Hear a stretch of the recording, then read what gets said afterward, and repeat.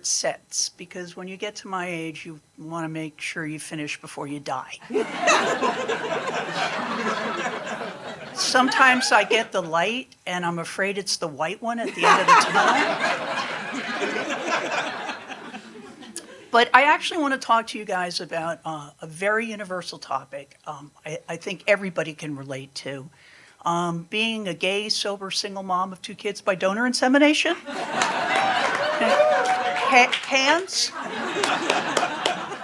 I didn't think that much about having kids when I was young. The baby boom hadn't happened, and so when I became a mom, my friends were pretty surprised. I was too. For about the first 10 years, every time one of the kids said, "Mom," I'd look around to see who the hell they were talking to. And somebody asked me if the pregnancies were planned. So, pro tip, very, very difficult for a lesbian to get pregnant accidentally. It's also very strange as a lesbian to find out that you're carrying a boy. I was sort of like, wow, that is the first time I have had a penis inside me since I quit drinking. So my kids were conceived using an anonymous sperm donor. So when I got the birth certificate from the hospital under the name of father, it said withheld, like I was being sneaky. I was not withholding information. I don't fucking know.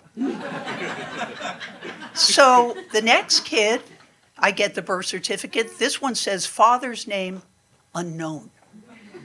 So now I'm a total slut who fucks so many guys. I have no idea which one the father is. Which is so unfair because I got pregnant without fucking any guys. Another odd thing about having kids the way I did is when you find out they have 20 to 30 half brothers and sisters, which is scary when they start dating, but a big win if they ever need a kidney. So, are there other parents here? Yeah. So you'll back me up. Raising kids is exhausting, which is why people with a brain do it in pairs. But if you do it like I did, single, sperm donor, you realize you're very much on your own. And that's hard because when you need a break, apparently you cannot just drop them off for a couple of hours at the sperm bank. Believe me, I tried. They took out a restraining order eventually. You also have to explain where babies come from in a slightly different way. So I was like, well, sweetie, of course women love women, and men love men, and oddly, sometimes women love men. We don't judge. But when they want to have a baby, they don't do it the way that mommy got you, which was to go to a doctor, a professional, preferably Jewish, in a clean and sanitary environment. No, here's what they do. So the dad puts his, gag reflex. Okay, I'm back. The dad puts his penis in the mom's vagina, he sprays her insides with some gooey substance, and if they're lucky, they get a kid. And here's the weirdest part of the whole thing. Sometimes they do that just for fun.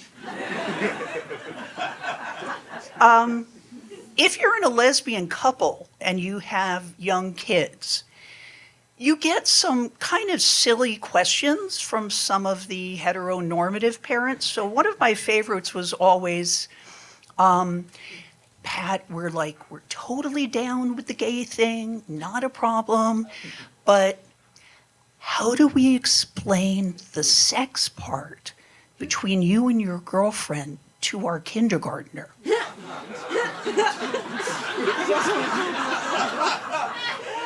My question is, how do you explain your sex life to your kindergartner?